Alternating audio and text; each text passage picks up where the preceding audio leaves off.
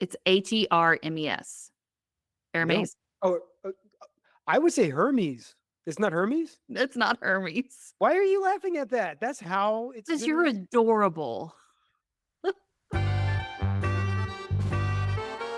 Welcome to Garage Sales Unhinged. Where the characters are as quirky as the finds. I'm Julie. And I'm Jake. Join us as we dive into the wild world of garage sales, yard sales, estate sales, and anywhere secondhand sales are happening. From bizarre bargains to hilarious haggles. You won't believe the stories we've got lined up. Let's get unhinged. Hello and welcome to Garage Sales Unhinged, the only podcast that talks about garage sales, whether hinged or not. I'm Jake, and that's Julie. Hi, Julie. Hello. Not a lot of people talking about this kind of thing. Neither of us are like steeped in this thing. We're not out with the side hustle about reselling stuff or anything like that. We just find it an interesting topic, and we are pretty good at BSing about any old thing. And this made the most sense. That's why we're doing it. Julie, how are you? I'm good, Jake. How are you? I'm great, thank you, Julie. Can you take a second? There's this thing I want to talk about, but real quick. I can see you on camera. Our listeners can't unless they have like advanced technology or something, but you're head to toe in mossy oak camo. What gives? What are you doing? It's an insulated like outerwear, and it's like lightly insulated. And I took my husband to go get his colonoscopy today, and the hospital is kind of cold. So I wore this, and now and it's nice and cool where we're at. And we have doors and windows open, airing out the house. And so it's still cool. And I haven't taken this off since I got home. No one Also, wanted that get your much detail. colonoscopies. Always, prevention is key. Go ahead.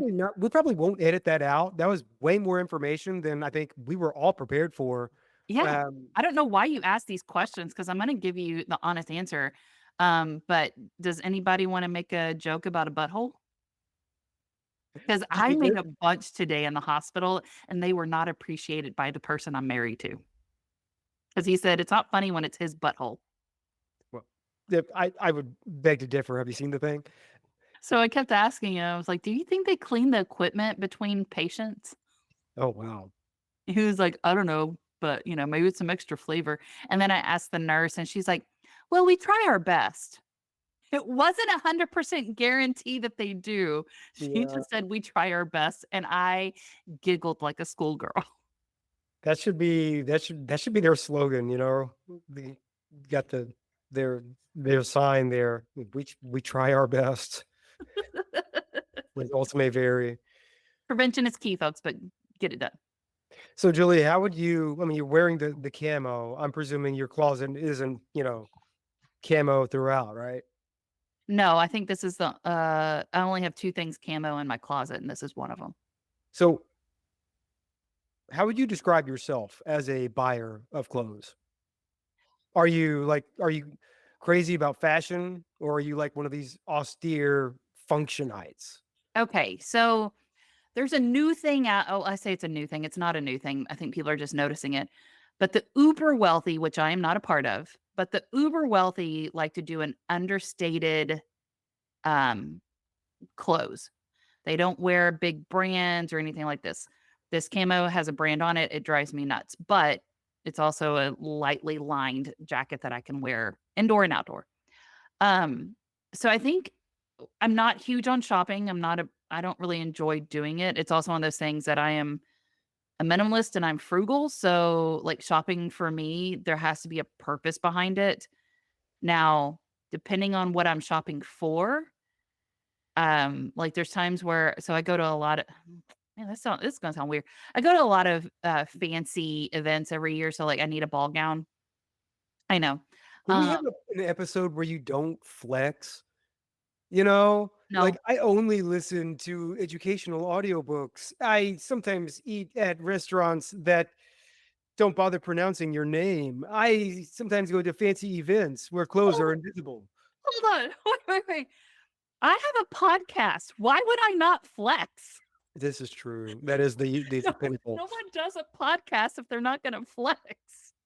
That's not my intention though. So, uh, but, like, whenever I have to wear a ball gown, I will typically go to, the clearance racket stores. My last ball gown, I actually went to Burlington. Used to be Burlington Coat Factory, but now they're just called Burlington, and I found my dress there for $25, and it was a bargain. The only downside to this dress is that it just constantly dropped glitter all night long, all throughout my luggage. I had to, like, pack it in a plastic bag so it wouldn't get glitter everywhere, That's awesome. and people would comment like, "Oh, I love your dress." I'm like, "Thank you. Can't commit crime tonight because 'cause I'm just leaving a glitter drill Right, everywhere." And people right. are like, "Why is that your first thought?" And I was like, "Why is that not your first thought? You need to plan ahead." Yeah. So, I won't get lost tonight. I yeah. know this. But for the I'll most be part, wearing like, that. if I'm shopping, it's out of necessity, like new underwear, new pair of jeans, because I've ripped them in I don't think I've ripped underwear, but, like, ripped jeans and I need to get a new pair, or if I have, a business trip coming up and I need to wear something specific for the environment I'm gonna be in, but for the most part, me going shopping on the weekends, absolutely not. That is hell on earth for me. So, are you like, if you had to guess, like, what is the split between, like, when you buy clothes, you're buying new or you're buying used? I will say as I've gotten older, buying new because I am looking for something very specific. And if I find something that I like the look of, I need it to be available in several sizes. And whenever you're buying used, that's not typically the case. So, um, but like I said, I try to go towards the clearance rack. I do clip coupons, and so like if Dillard's is having a sale, if Macy's having a sale, I'll definitely use a coupon. Um, I think if I'm gonna do like secondhand sell or like thrift shopping, I may go with a girlfriend to, like, go shopping, and it's more of a social event, Mhm. um, but, yeah, as I've gotten older, it's tend to going to a department store and buying things. So you're kind of tracking with what recent reports say about the average American's clothes buying tendencies. Oh, good. Yeah. So like I'm well, glad I perfect. fit into a mold. Yes, Julie, for once, you're average. That's a rarity. Yeah, I know. Normally you're not quite there. But so on average, according to research, Americans buy at least one article of clothing every week. Oh Do you god, track with that? that's horrible. Yeah, that seems like a lot, doesn't it? Doesn't it seem high? Yeah, yeah. Yeah. Then article of clothing meaning, yeah, it could be your essentials, the socks and underwear, or it could be whatever. Okay, hold on, so let's average this out.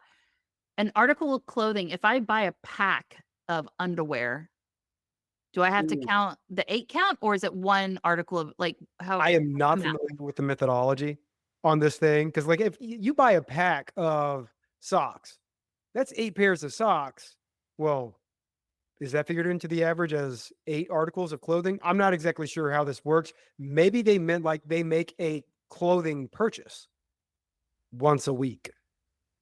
That's still, oh my gosh, That that's a does lot. seem like a lot, right? But that's on Yeah. average. It still seems like pretty high for an average. And are they counting, like, if I go to garage sale because there's no, like, electronic footprint for that, are they counting that? I need to know the research behind this made up data that you're sharing with everybody. I'm glad you're asking because we still have more time to kill. Are you planning a garage sale, yard sale, or estate sale and need some help? Look no further than Garage Sale Supply. They provide top notch resources and expert advice to help you host the perfect sale. From pricing tips to promotional strategies, they've got you covered. Visit garagesalesupply.com and make your next sale a success. So not all of those purchases are new. Okay. Last year, according to this, the used clothes market grew 7 times faster than the new clothes market. That is, I have so many questions. Can I ask my first one? You may. Okay, thanks. So, if Is it like, people are getting is it because people are buying too many clothes? Or is it leftover inventory? Um, what is building up this 7 times quantity? Is it fast fashion and people are going, "Yeah, I wore it once, now it's ripped, and I'm just gonna give it to somebody else?" Like, I have questions. What's happening? I think the answers to that question, the answer is yes. Duh, ugh, duh, So, I asked several.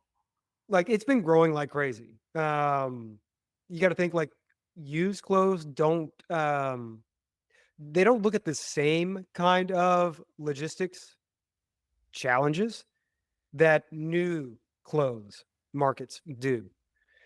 The supply chain, for example, for new clothes looks pretty different, sometimes a little different than it would look for used clothes.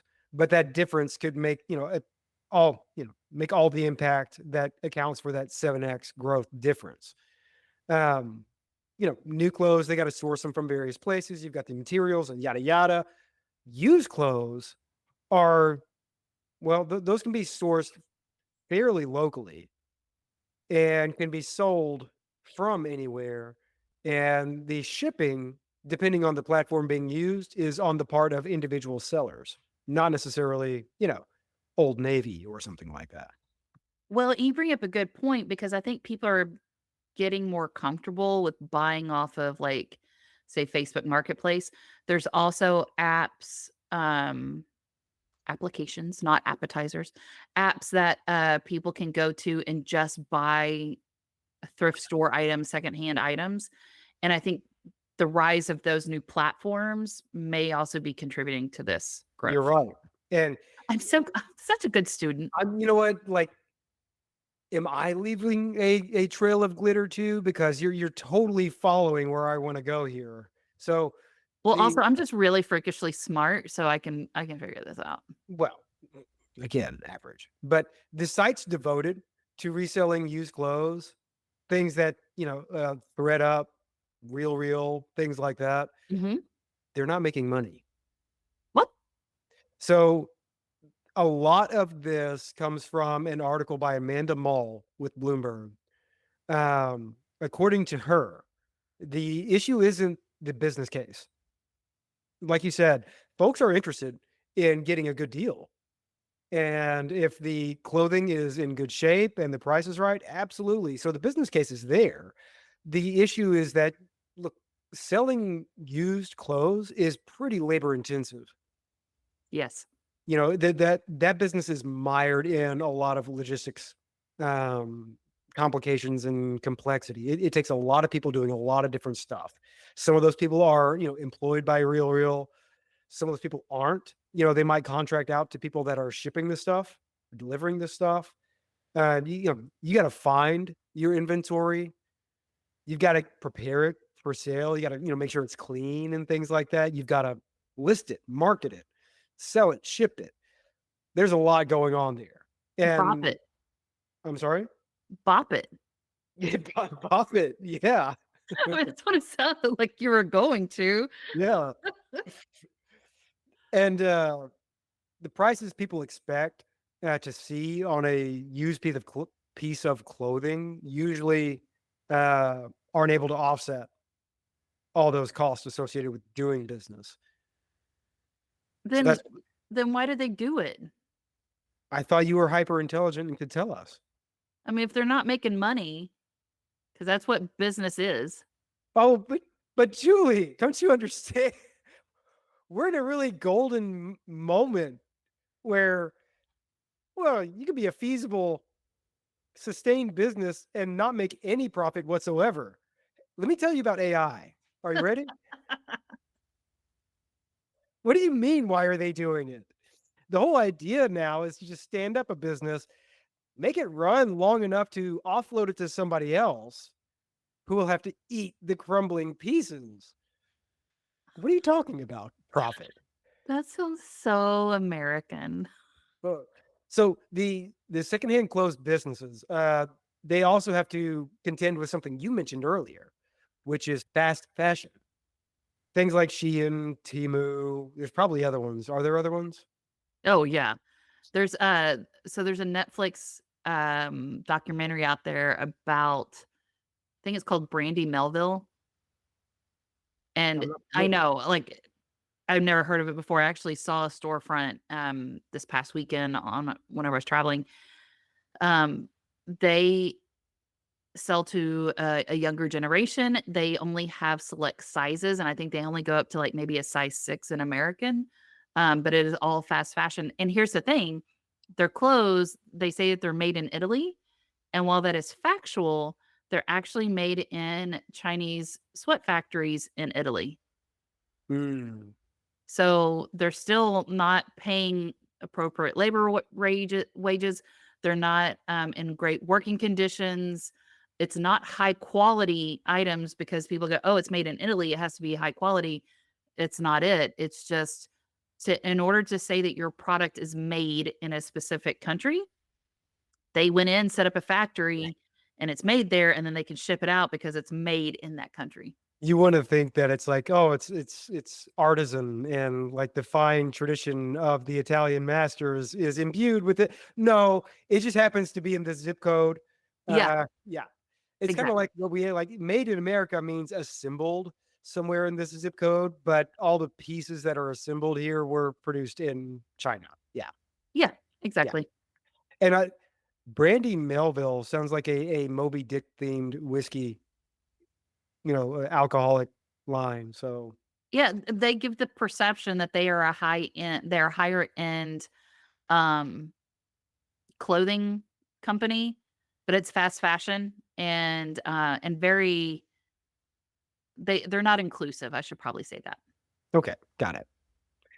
Well, fast fashion operators like that, they tend to sell something that looks vintage for, slightly less than, it costs to feed those children that they force to create the shirt. Uh, but, it's not vintage.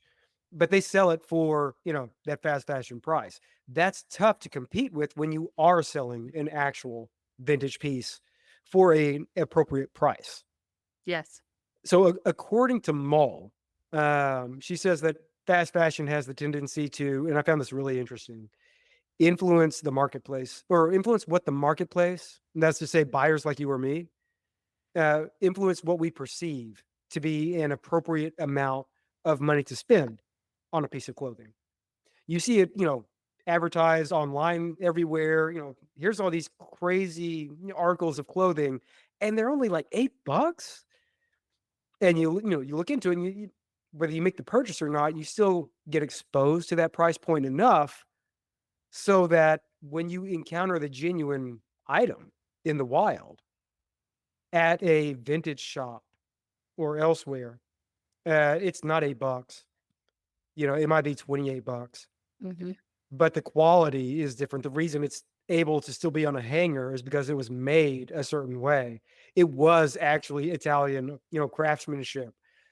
That that's why the price is there, but that's we see that as, like, a ripoff because I saw something that looks exactly like that for $8. So, I don't watch Shark Tank, but I think I saw this little segment as I was flipping channels one day. There was a lady on Shark Tank, and I think she had a clothing line for, like, fitness shorts or something, and they were asking her how much she sells them for, how much does she produce them for, and I wanna say that she was producing them and if anyone knows the episode I'm talking about, don't correct me, I don't know. I'm using generalities, but I think she said that she was spending $14 making them and was selling them for, like, $36, and the sharks were appalled. They said, "If you're spending $14 making them, her markup should put them at $75." Yeah. And again, I'm looking and me as a buyer, not a frequent buyer, but, like, $75 for workout short? The shorts better do the workout for me for that amount, like, That's right. absolutely not. Think shorts But have again Bluetooth? but again, I think it goes into you have to cover the cost of running a business, and again, like, the only way for her to get that cost down was how do you make your production cheaper? And for a lot of companies, they look at it, well, how do I outsource it? How do I pay less for materials, for weight, for labor, for um, factory environment, like all of that stuff. And as much as we want to buy American, we have laws in place that won't allow anyone to essentially create a sweat factory and have people work in it and it be American made. Oh, just wait. Today, we have laws that are not allowing that. So another issue that's come up is that the more that people do buy fast fashion, um, the more likely that's going to be the clothes that they want to get rid of, Yeah. that they take to, a Facebook marketplace or Real or something like that. And those will be the items that you'll encounter on ThreadUp or something. The Well, I will prices there won't I be will any better. Oh, go on. Sorry. I was gonna say, I have been a window shopper on Poshmark before, and I Mhm. think Poshmark isn't a great platform for fast fashion because Poshmark is really for, I'm gonna say, luxury brands that if people are going there to buy a luxury brand for and knowing that it's used for pennies on the dollar.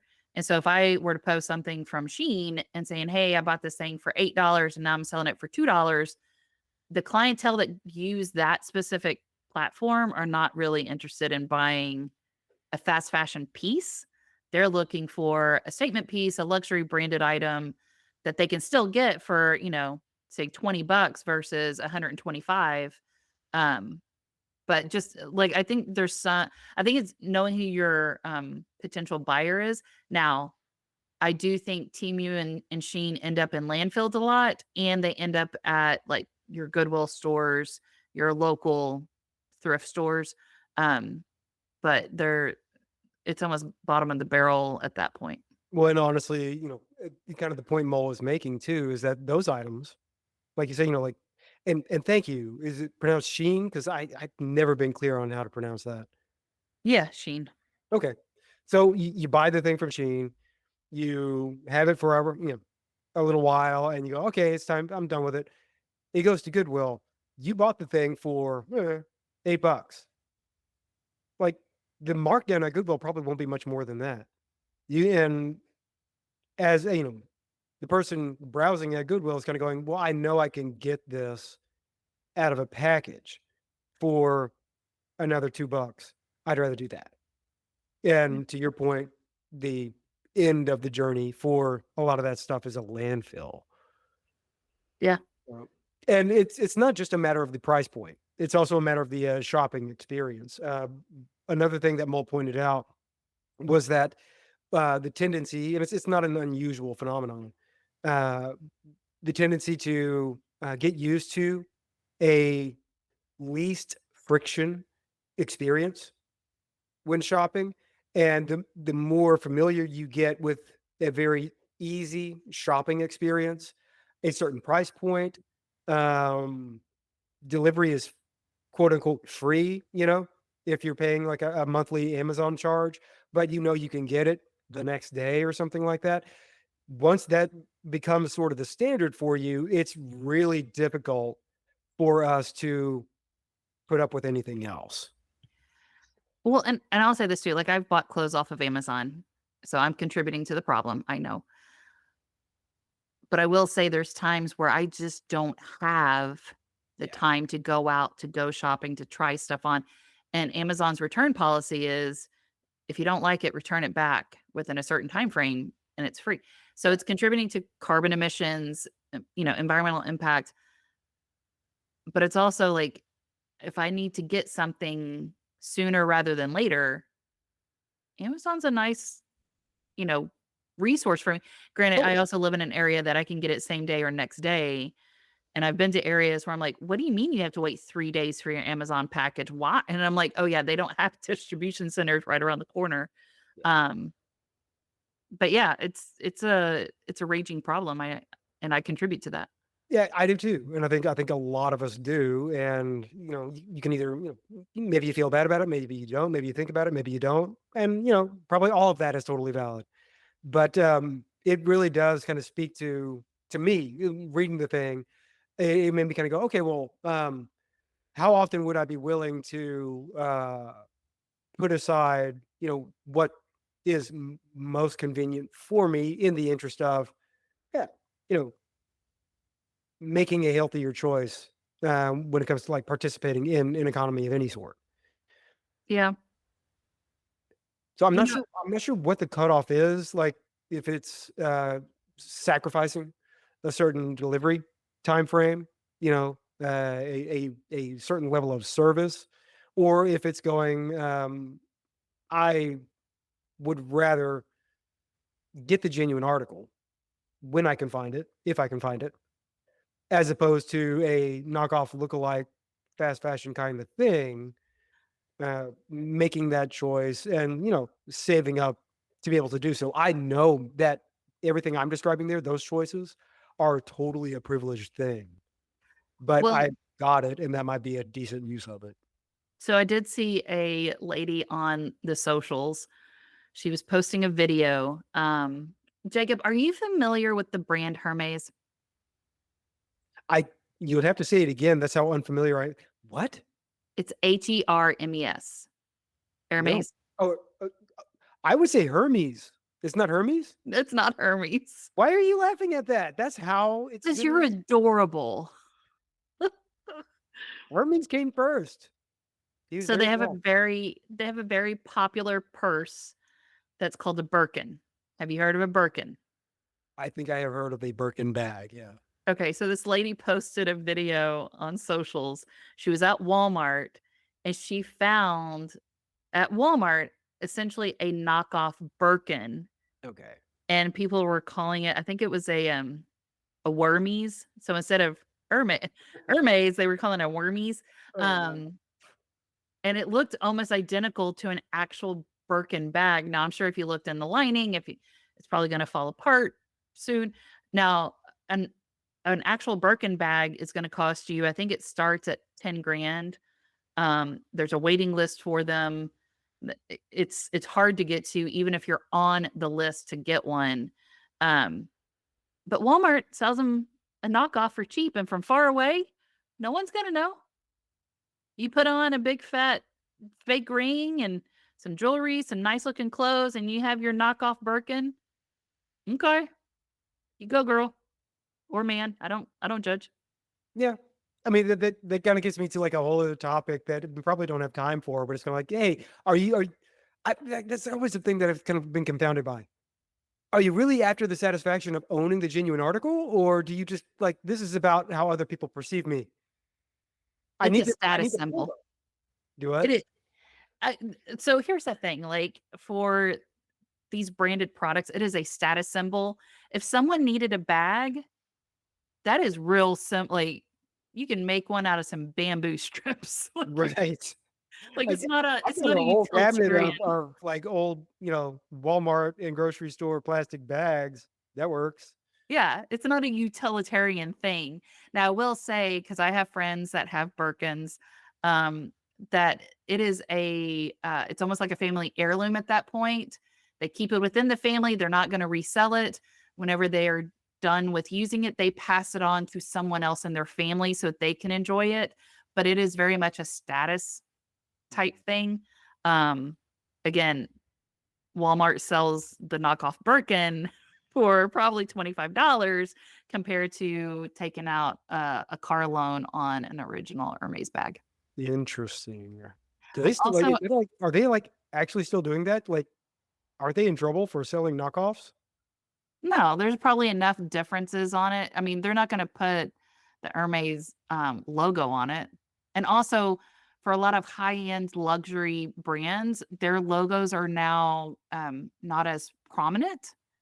So, yeah, from far away, you don't know it's not an actual Birkin. I think we could do an upcoming episode where I just show you different names of luxury brands and ask you to pronounce them. Oh, that'd be great. Like Jabot. Yeah. Yeah, if you heard, like, a previous episode, I grew up thinking Jabot, Jabot jeans was pronounced Gerbaude, and, quickly revealed my lack of bona fides, when it comes to trendy things. Well, but that's it was an interesting article by Amanda Mull of Bloomberg, and it was an aspect of this industry that I didn't really think very much about, but I think is very interesting to go into. The lesson I'm taking from this, Julie, is whether it comes to your purchasing decisions, whether it's a Hermes bag or your personal health. Check the lining. That's a throwback to the colonoscopy Yes, there's reference a books. throwback. Throw it back. Throw that back. Yeah. Connect the dots. La la la la. Uh, Thanks. Have a good day. thanks, Jake. Bye.